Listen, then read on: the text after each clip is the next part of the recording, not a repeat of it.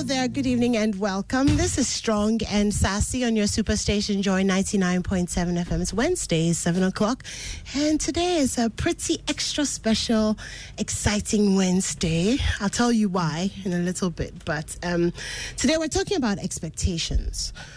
So it's a big thing, and we came to talk about expectations because I've heard a lot of men say that a woman who has expectations is usually difficult. You know, they have a term for it. It's like, yeah, she's difficult. And usually when you probe, it's because she kind of has some expectations. So I thought, why not do that? So joining us to do that is our usual suspect, Isinam Batali. Hello. Hi there. Hi. For the first time on Strong and Sassy, Gifty Konedu. Hello. It's very nice to have you. We enjoy you on Facebook. So yeah. And in person, in human form, no Zoom, no nothing, sitting straight across me. I'm somebody that we've really come to love on the show because she just always just takes us there. And we absolutely love that. Stephanie Benson. Hey, hi. I'm so happy to be here. We're so happy that you're here. I'm happy I made it. Yeah, you did. Hi, everybody. And I'm sure you guys know that when Stephanie's on, if you're watching Facebook Live, when Stephanie's on, the number of times that Esinam and I go like, oh my God, oh no. She didn't say that. I'll try to be good. You say that every time. I do, don't I? Every single time. Every single time we go like, I'm trying. Yeah, my no, mouth fine. goes We love before you my just brain the way functions. You are. It's fine. Thank you. So we're really excited that you're here. And you have some exciting stuff coming up whilst you're in town. So we'll talk about that at the end of the show. Let's talk about more important things. Yeah, well, not more important things, maybe It's just not more different things. Oh, no, but it's great. It's really important, though. Yeah, it is. But so is your Zen garden thing, which I'm really excited about. So. Thank you. So let's get into it. I'm going to start with Stephanie. So, age before beauty. Age before, yeah, I get it. Okay. Expectations. Okay. I feel like, to you, what are expectations in a relationship? Expectations. I think the very first thing is respect. You know, I think when you get into a marriage, before you get into a marriage, you have to know that you respect each other. That's first and foremost. When it comes to expectations, as in how you manage your finances, the children, is that what you mean? What the husband brings into the relationship? No, I actually meant that if you could, like, what expectations as, not as a word, but as a concept. What does that mean? Because, you know, I actually spoke to quite a number of people who didn't get the whole expectations thing. Like, why would I have expectations? Like, what would you mean expectations in a relationship? Like, yeah, because I'm struggling to understand that, because as in expectations, as in what you both bring to the table. Like, what do you get what I'm trying to say? Expectations. I think of expectations as the things one, like the criteria one has to be met in the relationship. So maybe I am expecting a very sexually active partner because I am. So what are the non-negotiables? What are the things, the values that you hold, the principles? But you should know that before my partner must be a kind person, must be working here in this job, and people have certain expectations of who their partner needs to be. Well, the marriage is not going to work if you have those kind of expectations. If we're thinking about the same thing, you can't go in there saying that changing the goalposts, because before you get married, you have to know what it is you want before you get into it. So if the person is not kind, why are you married to him? It's not after you're married to him that you start to say that I need him to be kind, I need him to be in a certain job. If it's before the marriage, that's different, because so you should have expectations, which is kind of the point I'm trying to make. Before a relationship, yes. I mean, you can, but sometimes those may not work, because expectations, you may fall in love, and then later on, you know, things don't actually come together. I mean, you have to understand that. My husband, my parents weren't expecting me to marry a white man, first of all. So their expectation was totally dashed when I met this white man. I didn't expect him get married to a white man, but I met him and I fell in love. My husband is kind. He has an amazing job. I mean, I was going to marry, I wasn't going to marry him, but he asked me out. What's his name? Anthony Oppenheimer, the guy who owns De Beers. Like him, the man himself. Wow, okay. Yes. And I mean, I would rather have dated a billionaire, but I married my husband. So sometimes you can have expectations, but they just don't come together. But yes, you should have some. Your partner has to be kind, has to dress well, has to be nicely groomed. You know, money shouldn't be an expectation because things happen in relationship. People, lose their jobs, people become sick, all kinds of things happen because those expectations are not realistic. Okay. So if there's like the general things like kindness and love and respect, yes, you should have them. Okay, Gifty, you've been quiet. Expectations. I think that first of all, we grow up, we are born into a society, we pick up experiences, they shape our mindsets, they shape our approach to certain things in life. And so no human being can say, I do not have expectations. When you wake up in the morning, you anticipate how your day would roll out. When you are entering into any new venture, you have a certain anticipation, and that is the expectation. So if you are going into the venture of a relationship, you definitely have expectations. Other than that, we would just see any gentleman or any lady on the street and want to say, I want to be with this person. But there are expectations, and I think it is the expectations that will guide your goals, that will guide the kind of people you associate with. And these expectations are shaped by the things we go through, cultural norms, cultural ideals, societal norms, the kind of education we have received, the kind of people we have known, the kind of interactions we have had, the kind of mindsets we have picked, forged for ourselves from all the life experiences we have had, such that somebody would say, I believe that a man should take care of me. You may think it's just an abstract idea, but this person probably grew up knowing that in my home, a man takes care of women. All the women I have known, they are taken care of by men. And so if you want to tell me today that I should make an effort in taking care of myself in the context of a relationship, in this case a romantic relationship, it sounds strange to the person because the person's culture, the kind of environment the person has experienced have shaped the kind of things the person expects to see in a relationship. But I think the basis is that all of us have expectations because the expectations guide us. They frame our goals. They frame our approaches to life, and they help us live the kind of life that we want to live. Thank you. Communicating those expectations, though, that is the important thing. Okay. The being able Wait. Before we go to communicating the expectations, I'm not going to let you do that to me today. Once we've established, okay, we have expectations and all of that, then I want us to kind of filter through the expectations. There are expectations that are realistic and expectations that are unrealistic. Before we talk about communicating these said, if that's fine, please. No problem. Okay. So what are some of the expectations that you feel like are realistic expectations? And then what are some of the expectations that you feel like maybe you've heard some of them, or maybe not so realistic? Someone told me that relationships are like marketing. You have a product, so you make an offering, and then when your offer is good, the person on the other side decides whether to take your offer or not, right? So someone approaches you and makes you an offering. Based on the offer you've been made, you build expectations.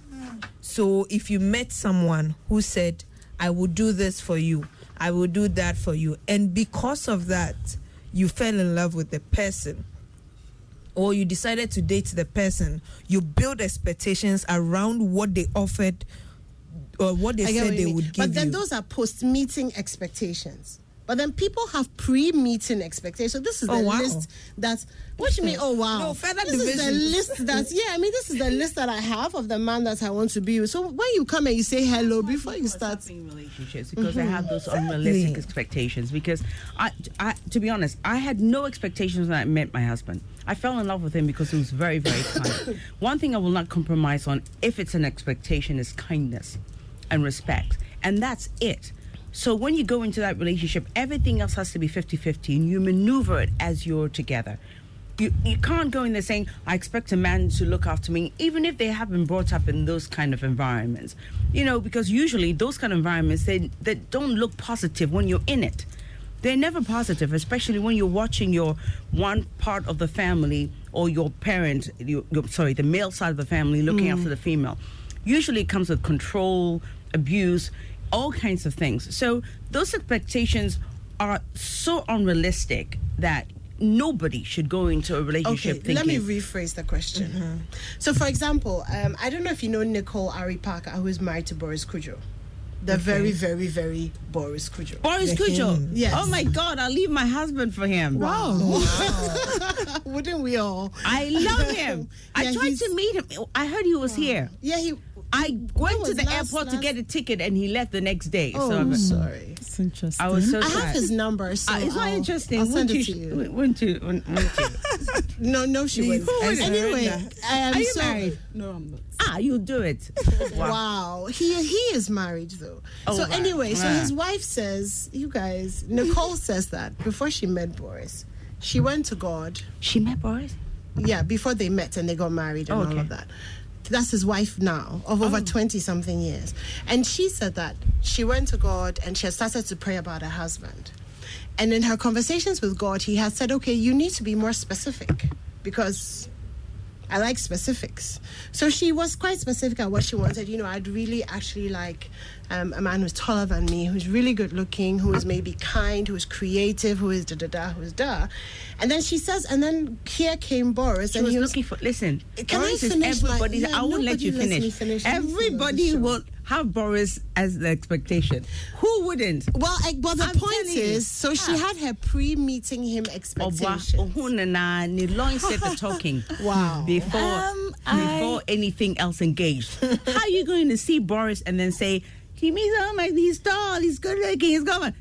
It's everybody's expectations. So she didn't have much of a but he chose her in the end. So maybe it was an answered prayer. Because she's hot too. He would choose me. Wow.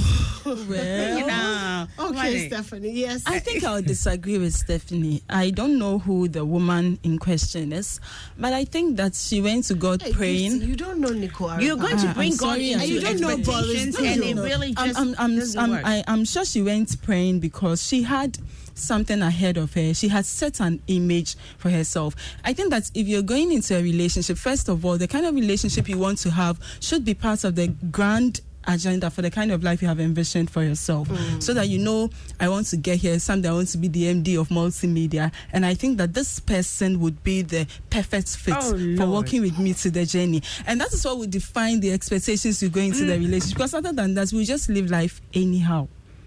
Wow. I think that's, yes. So you don't leave anything to fate? You don't leave anything to fate? Of course, we need to understand that certain things would happen that we don't have control over. But as much as possible, if you're an individual who is walking in life knowing that you have goals, you know what you're about, you have certain things you have set ahead for yourself. I don't think woman. I don't think he will just sit down and say, I'll just meet this person. For instance, Boris Kujo may not be who I want, because to me, I wouldn't want him. Because can we get a pic? Can we get Boris and Nicole up on the screen? Because he may not be perfect, or he may not be fit for who you get it. So I think that the expectations people have are born out of the kind of life they envision for themselves, and that is what would define somebody they want to be with. And I have always maintained that marriages break up not because people are always bad in themselves, but sometimes people may be good but not the perfect fit for each other. Oh, no, listen. I've been married 34 years, I know too many people have been married a long time. And what you're saying just isn't real. It just isn't real. Because, you don't meet somebody and marry them just because they're going to forge your career or they're going to help you up a ladder. It doesn't work that way. You have to have your own expectations of yourself. Exactly. And you build that. Yes. But not of somebody else who's going to shape your career or make you happier or build you up.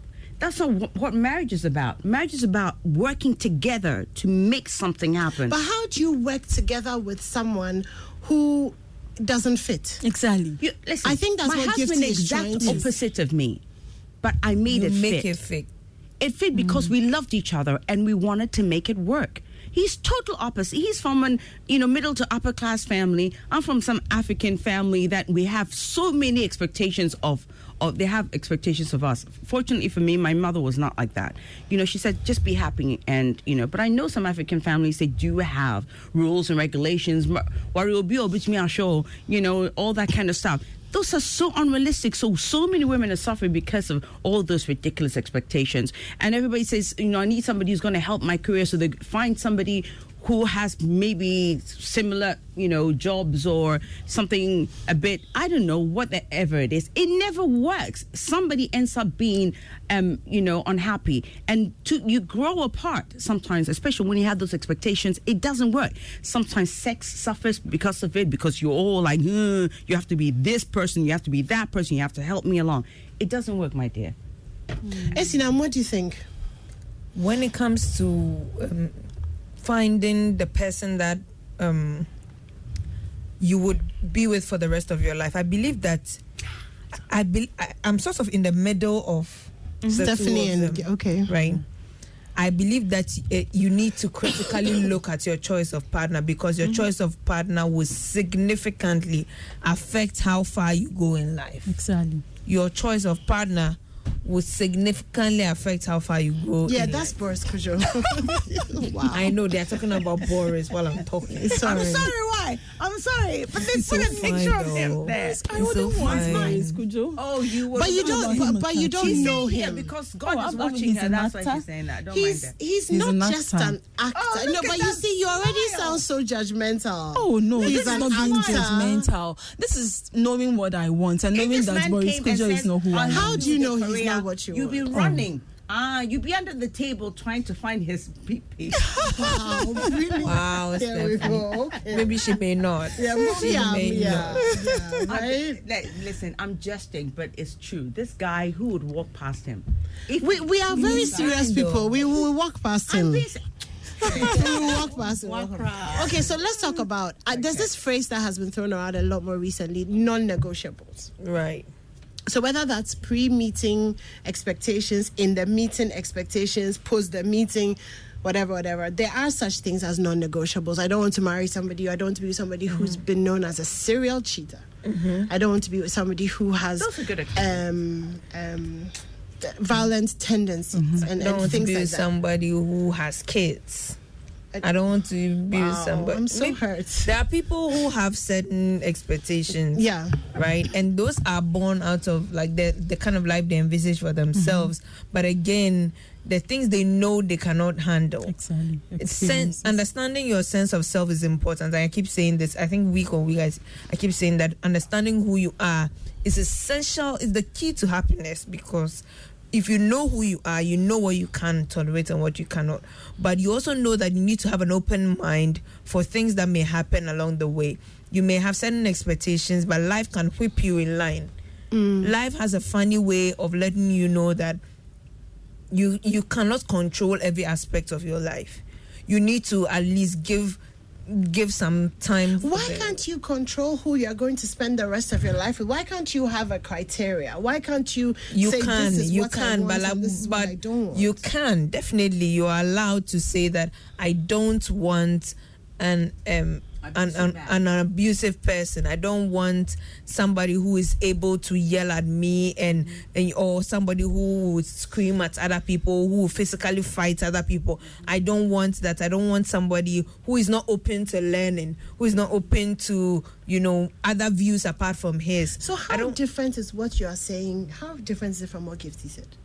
I'm saying that I believe in giving room for the unplanned to happen. No, it's very different what she's saying. I mean, you two will probably explain herself, but it's a big difference. She's talking about realistic expectations, as in, kindness, verbal abuse. I don't want somebody who, by saying I'm going to pick somebody who's going to help me with my career and we can work together. Is that what you said? No, I don't think that was what I said. I'm sorry then. Okay. So I was saying that based on the kind of life you have envisioned for yourself, you recognize the kind of values that the individual should bring on board. And I like the point you made earlier. First of all, you cannot have expectations of somebody when you do not have expectations of yourself. Knowing very well that the relationship is a two-way affair, and just as as you would expect that the other person presents themselves as a very good, perfect person, you make an effort at least to also become that kind of perfect person the person would want. So the kind of life you envision for yourself incorporates the values you espouse, so that since you have been hammering on kindness, if you think you need somebody who is very kind, you must first of all present yourself as somebody who is kind also. You cannot go expecting kindness from somebody when you are not yourself kind, you see. And so when I talk about the kind of life you envision for yourself, it is not necessarily about social status or career or some kind of image you want to create, but it's about the kind of, in our context, the kind of home you envision, the kind of atmosphere you want to enjoy in the context of the relationship, the kind of ingredients you think you want to see, and who the person is, if the person espouses similar ideals, similar values. And on realistic expectations, well, first of all, like as Nam said, even in research, we call something a margin of error. You cannot control everything. But again, I think that you cannot define somebody's reality for the person. Reality is subjective. If my reality may not necessarily be your reality, so that if your expectation of a beautiful home, just like you said, you are the perfect opposite of your husband, I may want to have somebody who has similar traits like I have, who probably even has a similar, like I said, I may probably even has a similar career like I am on, somebody who espouses similar beliefs, you know, that may be somebody's priority, and then it becomes a person's reality. So I think that's when it comes to reality, it's subjective. So if we are talking about realistic expectations, I think that if you're talking about realistic expectations, my kind of realistic expectations may not necessarily be realistic to you. Well, okay. You see, I'm only coming from the place of no. Okay. And I'm just saying people change. Yeah. In marriages, in relationship, they change. You know, so you might have those expectations with that person at that particular time, and 4 years later, the person has changed. That is why I'm saying some unrealistic expectations can wreck a relationship. Yeah. Okay. So the key to that is then having an open mind, and having a growth mindset, like knowing that we live and we learn day in, day out, and we can become different people as a result. That could also mean that the person may realize that what I had initially thought before meeting you, I realized that I cannot live by those standards anymore, so I have to leave. And you need to be able to respect that. You know, you need to have the mindset that allows people to grow who they are, people to live through the different phases of life, because who you are in your 20s, who you are in your 30s, who you are in your 40s, who you are in your 50s are different people. Who I was, who I was last year, anymore, who I was last year, January, versus who I am now, they're significantly different. Totally. I know. Right? And if you even follow my trajectory on Strong and Sassy, you know my opinions have evolved, and have changed, and I've been able to look at things more objectively with more data. So you need to know that people change, people grow, but people can also deteriorate. People can remain stagnant and unwilling to change their ways. And I know a man who has been wearing his trousers the same way and irons it the same way since and that man is my father. Wow, okay. Hey, maybe Dad. his wife has been, or your mother's been saying he looks amazing in it. No, she hasn't. She's been complaining about it. You know, so and that's, he doesn't like to change in his ways. He's set in his ways. He doesn't want it. But I'm a very, I believe that if something happens today, it happens for a purpose, and I'm willing to adapt and live with it. You know, I think having that kind of mindset is necessary, and to get there, you need to do a lot of work on yourself. Okay, so I've read Steve Harvey's book a couple of times just because I like him. He makes me laugh. Steve Harvey? Yeah, but you know Steve Harvey, right? The comedian? Yeah. And so he talks about the mind of men. And I always say on this show that I don't get. He talks about the mind of men. I always say, wow, Stephanie. I always say on the show that I would never talk to another woman about how a man's mind works, because I don't think that. Maybe Stephanie gets how a man's mind would work. I mean, obviously because of. I don't pretend. No, I think that when you've been married for so long.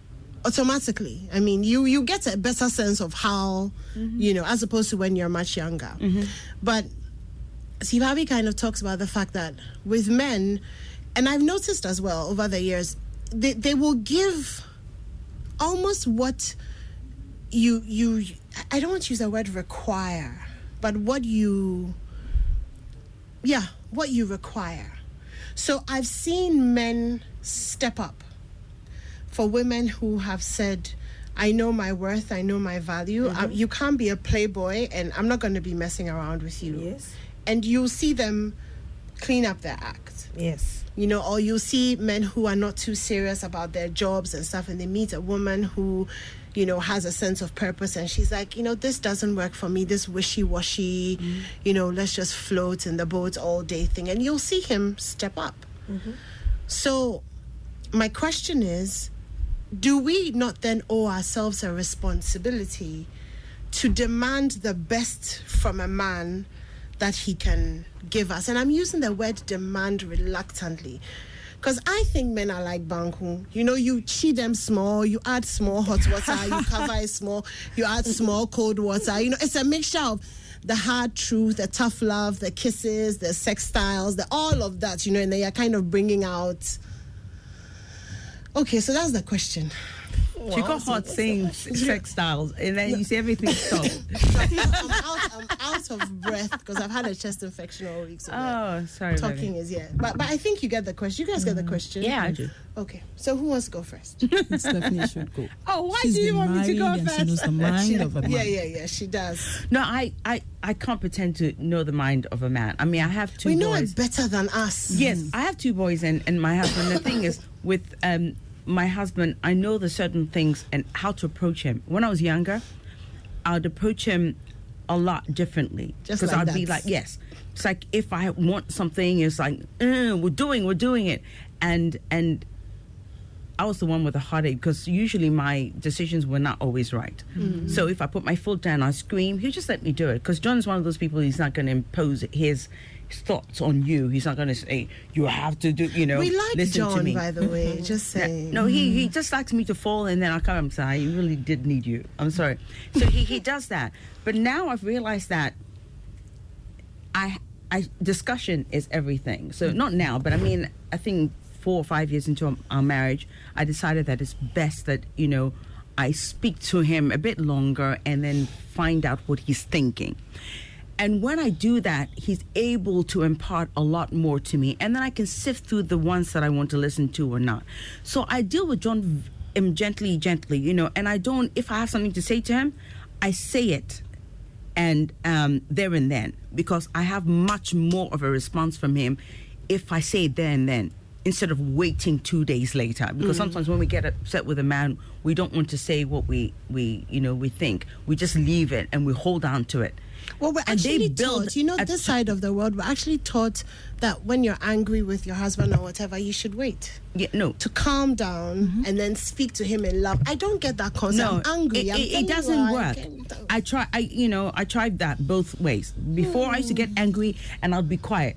Like for 2 or 3 days, I'm not saying anything to him. And what that does is he builds a tolerance to my irritation. Okay. So it's best that so there the irritation loses power. It does. Yeah. Because he knows maybe you're not going to talk to him for another week, so he's ready. So I'm just going to watch in the beginning, he'll be like, chill. "Oh no, talk to me." As time goes on, it's like, I can't be asked. So it's best to deal with it there and then, where it's fresh, and you can explain yourself. Even if you're angry, you have to train yourself to be able to say it with a little bit of intelligence.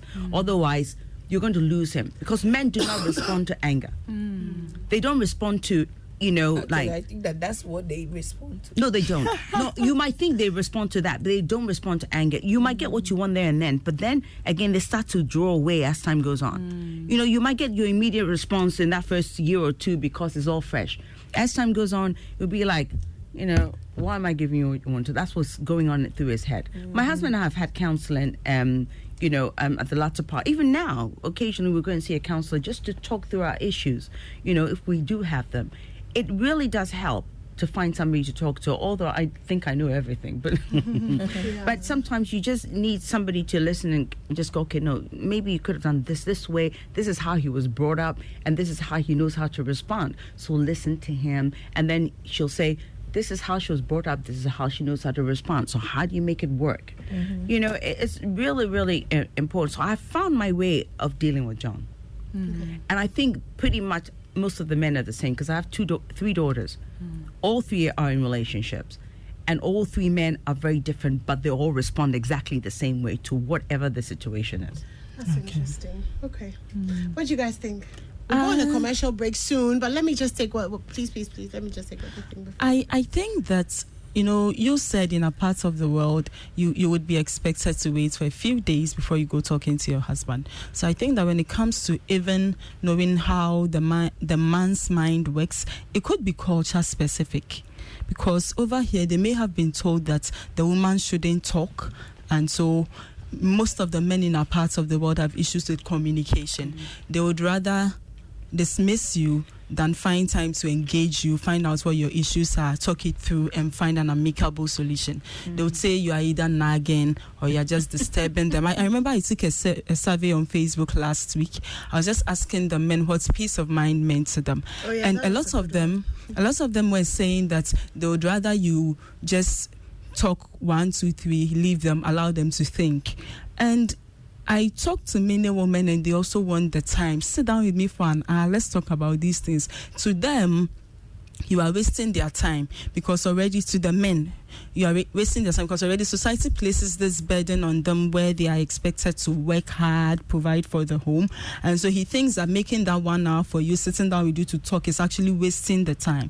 So some of these things, some of these expectations we may have, some of these things about knowing who the people we are working with, the people we are in relationship with, who they are, how they think, how they process things, they may be culturally specific. So I think that is why you have to make time to get to know whoever it is you are going to date. You don't just get about, he's nice, he's kind, he has a car, he works in this company. No, get to know the person. What kind of experiences have shaped this kind of person? What kind of parenting did he receive? What kind of home did he grow up in? Who were his classmates? How did he behave in school? What was his trauma? Yes. What is he doing? That's what I was going to say. All of those things. Like, you need to know the emotional background of the person you are with, and we don't talk about it enough. Does that mean that you are agreeing with Gifty? Because at some point you were shaking your head. I meant that I was agreeing in spirit. Like I am agreeing over agreeing. Wow. Okay. Like she's speaking my mind. So we need to get to know people through and through. You can't just get up and, But you see, this is my argument with that. You need to get to know people through and through. So, how old was I when I first got married? I think 23. My first marriage. 10 years later, I knew, but I don't know you, because I really knew you. Because we didn't grow up together. No, I'm saying, the point I'm trying to make is that you can never really know a person. No. Which is why there are people who have met each other, and in 6 months they've gotten married, and their marriages have lasted forever. There are people who were friends for 10 years or dated for 10 years, get married, and then the marriage is wrecked after 2 years. So as much as knowing each other for me is important, it's not the thing is, my thing is, you can never really get, if you dated me when I was 18 for 5 years, you would never envision that at 40 this is who I am.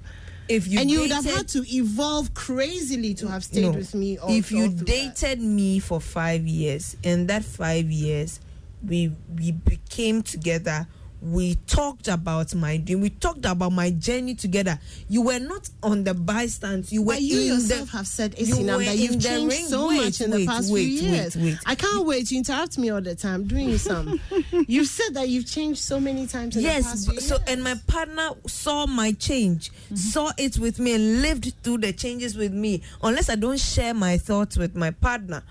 Because we believe that once we talk about emotional things at the beginning of the relationship, we put emotional conversations on the back bench. Everything else we talk about are purely physical stuff. Where did he?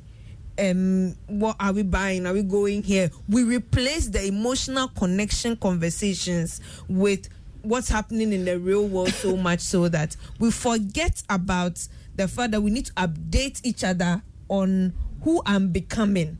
what my Do thoughts are. men like those kinds of conversations? Can I come Those in are here? the conversations. Why are you that quiet? It's worrying me that you're quiet. Something can provide I'm a better paying perspective on this. attention to what everybody's feeling, because sometimes dynamics can, I just think that when you're in a relationship, how you communicate with your partner is everything. And some people are just not equipped to know how to do it properly. And that's why sometimes we need to have certain classes to teach women and men, because I know how I can get my partner or a man to listen to me. Sometimes it doesn't always have to be deep. You can say what you're saying with a joke or with a touch or with a look. Or in the middle of the night. Sorry? I said, or in the middle of the night. Oh, yes. I mean, there's so many... Never, sorry. I mean, I do that. Well, I don't know we how have you to knew take that. a break for 20 seconds. A quick commercial break. We'll be right back. Homes, businesses, communities, whatever the space, wherever the place, Azar is the paint. Azar paints are high quality, long lasting, and always give a great finish that will make your space shine. At Brighton, Azar, still number one. From the Azar Group.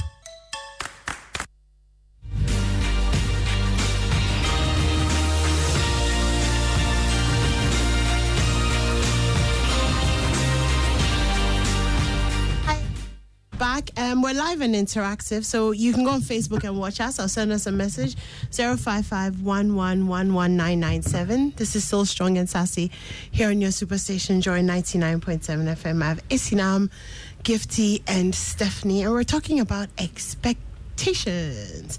I don't feel like the road is clear with the conversation. Oh, no, I've always been the same. I just say realistic expectations is kindness, respect. Somebody who's not abusive, somebody who treats you well. Won't cheat on you. Don't expect cheating. No, but that, Ghanaian yes, women. but Ghanaian women expect cheating. Can you imagine? Those a little unrealistic, because even with the best kind of person, you don't know what their mindset is going to be, whomever. Listen, I've been married for a long time, but I can't sit here 100% and say my husband has never cheated. Wow. I feel he's never cheated. I've never seen any signs that he's cheated. But how do I know? You never really know. You don't really ever know. I know I haven't.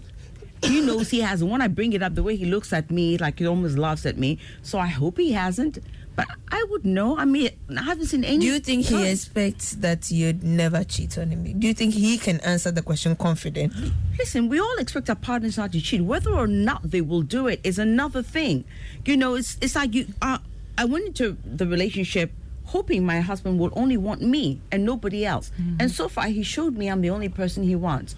But I'm saying when it comes to cheating, I don't know 100% that he won't. I feel he would never cheat on me, because I'm too much anyway. But who knows? Yeah. I'm not there at the moment. He probably has expectations of me, and I will never, ever betray that. And I expect the same of him. But whether he does or not, I cannot control that. I can only control myself. Yeah. You see, so I just think, it's all well and good. Some women will say, my husband will never cheat on me, or never cheat on me. I mean, yeah, it's nice to think it.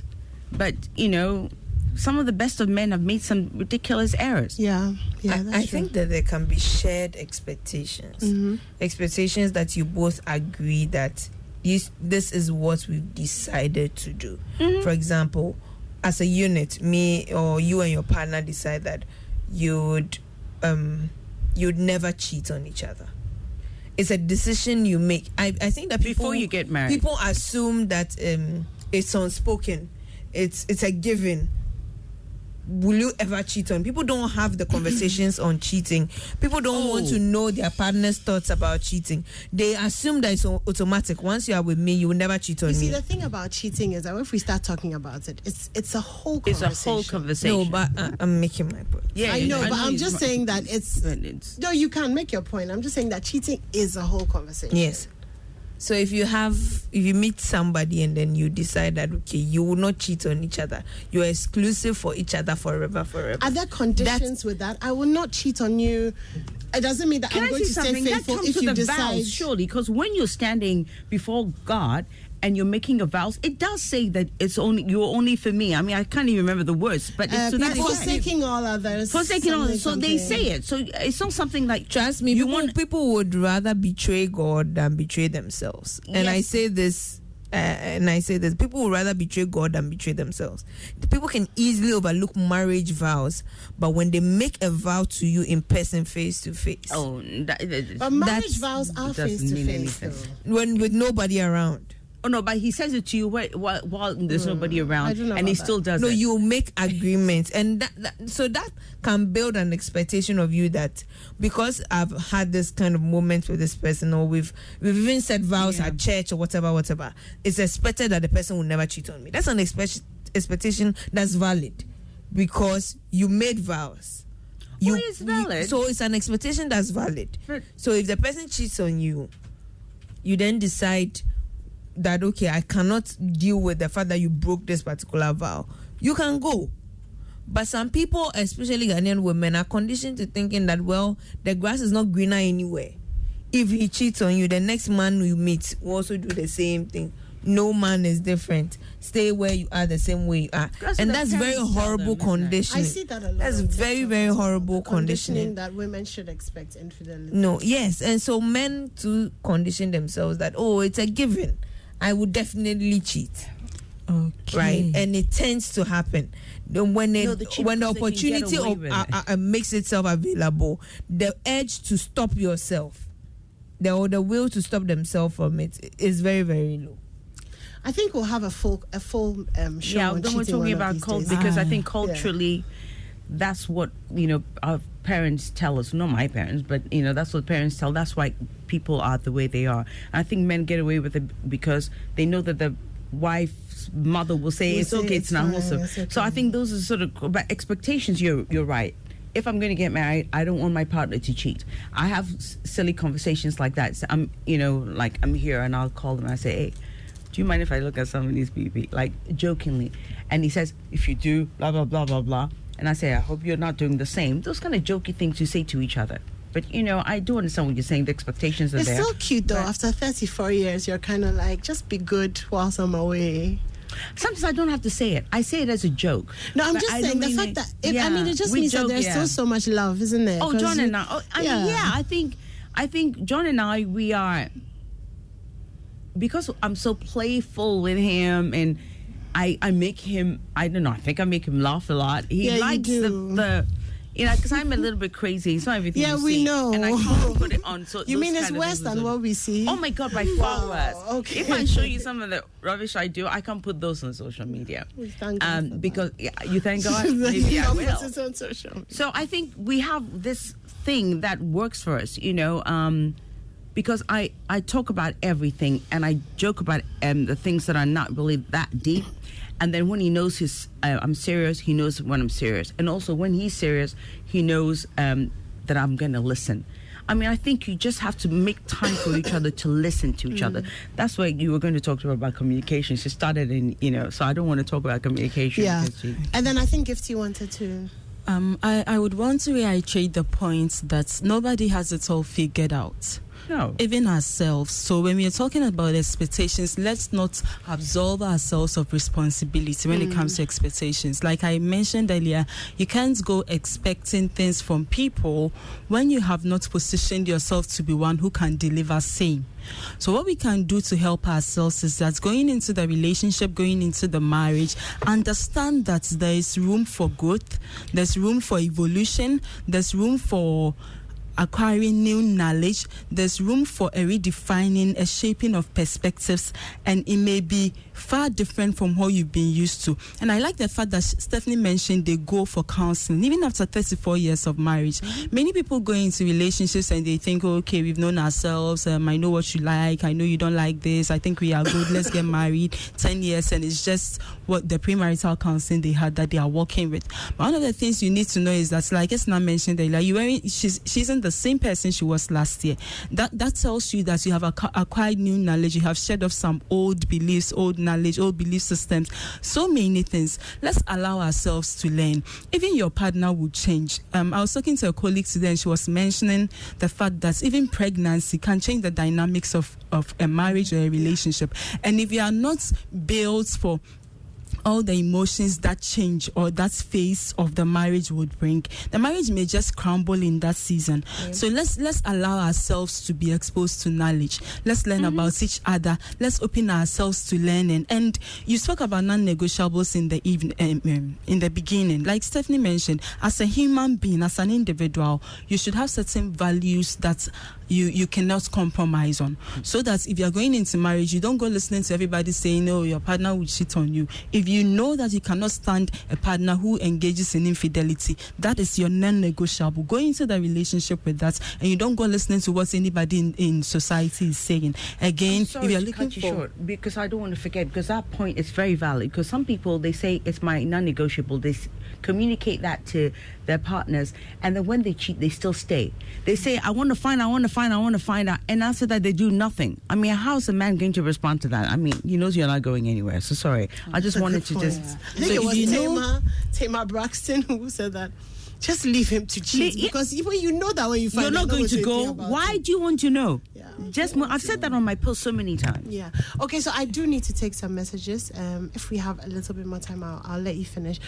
Big ups to Stephanie. She's 100,000% real. After tonight, I'm her biggest fan. Many people are suffering because of their expectations, instead of focusing on what they are putting into the empty basket called marriage to make it full. That's Mark Cosby. Nana Kwesi says she had expectations, but she met this gentleman who blew her away by introducing her into a different world and thinking. One day she said to him, do you know you didn't fit into my expectations when we first met? But by allowing myself to experience you, I had to readjust these expectations. Honestly, I don't regret it, she ended. And that's my wife. Wow. Talk about blowing your own horn, Nana Kwesi. Oh my God.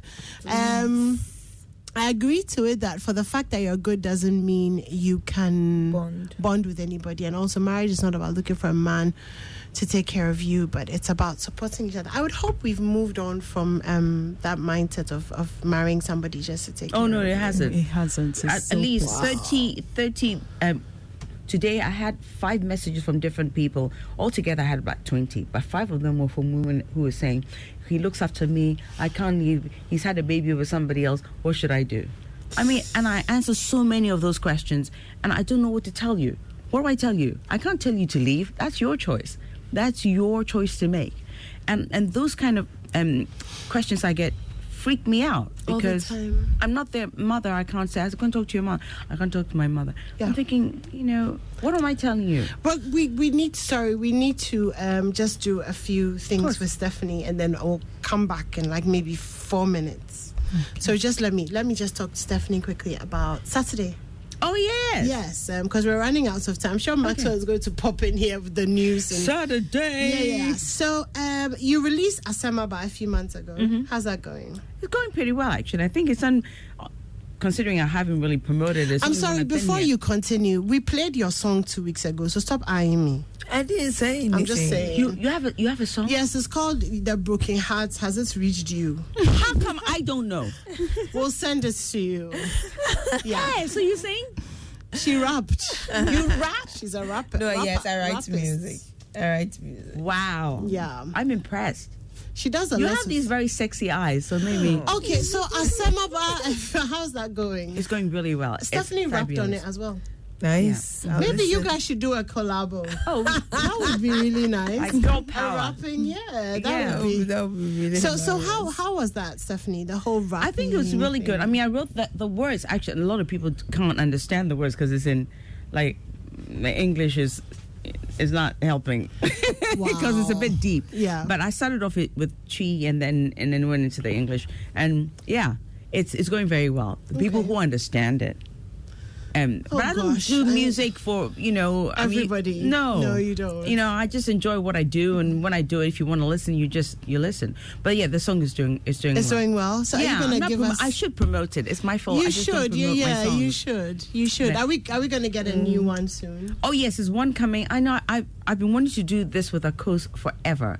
Like 4 years ago, I wrote a song. We recorded it. We're going to do a video, and COVID happened. Wow. So now I'm here. We're probably going to shoot this video. It's called Adore. It's an amazing song. You guys know that Stephanie is Akosi Ajibo's sister, right? Yes, of course. We should have had her on. So she comes on as well sometimes. Does she? Yeah, she does. She comes in. She behaves like a good girl. She does. Yeah. She does. One day you should have the both of us on. I'll show you the real Akosi. Oh gosh, that would be something else. We would love that. I would love to just be here and just watch. So Saturday, tell us about Saturday. Yeah, Saturday I'm singing at Zen Gardens. It's going to be amazing because I'm going to have a lot of fun with people. We're going to have, I think there's another artist actually. I forget their name. Shit, I forgot. But yes, I'm probably going to do at least an hour and a half. We're going to do some of my songs and some covers. We're going to be dancing all through the night. It's going to be amazing. And me, when I'm on stage, I have fun. Even when you're not on stage, so how much more? It's going to be great. But so Saturday, 7 o'clock, Zen Gardens. Is that why you came to Ghana? Oh, no. I came to launch my women's health products because I was just saying, every day I get close to 20 to 30 messages a day from women with issues. Some are saying they smell that, and all that kinds. I don't want to because it's running out of time. So I started this. I used to be able to send them a link so they could follow and buy it. But I realized that I couldn't vouch for those products. Okay. So I decided to research, and I put it all on, Steph's Secrets. Okay. So it's www.stephsecrets.com. Go there. There could be anything. I've brought some of the products here, so when I do my meet and greet, I'm going to have them there. So it's like foam washes and, yoni mask and herbs to help and, all kinds of creams. Freshen, tighten, keep it. Oh, yeah. Keep it. Yeah. Yeah, and we understand. And I've tested them all. Let me just say, I've tested them all. So I know it works. Myself and my children, we tested it for a whole year and a half. And the result is 34 years later. Oh, yes. Still on top. See, I can snap a pencil down there. Okay, so excuse me, Yuze. Look, hello, Yuze. I have Stephanie. So this is how we're signing out. We're going? Yes, we're going. I didn't hear. It's almost 8 o'clock. Okay. It's almost 8 o'clock. Thank you, Esinam. I was going to get Esinam. I want to hear what Esinam. We'll play it for you.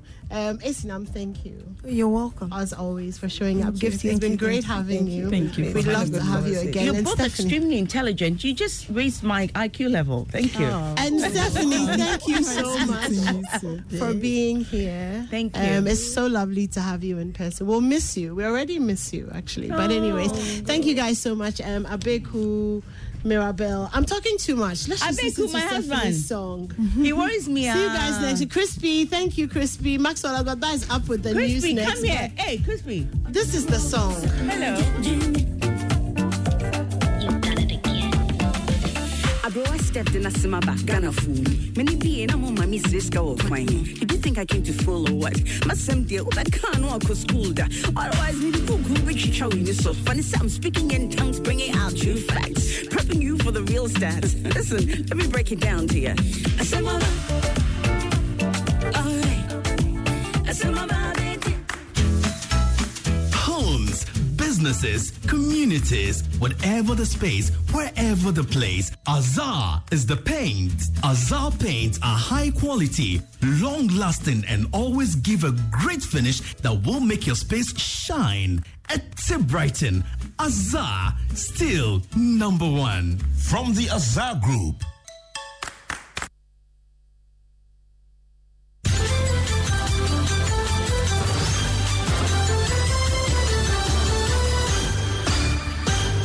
It is 8 o'clock. Maxwell Agbaba with the latest headlines from the Joy Newsroom. The criticism of the Auditor General over the performance of his responsibilities has been amplified by Majority Leader Osei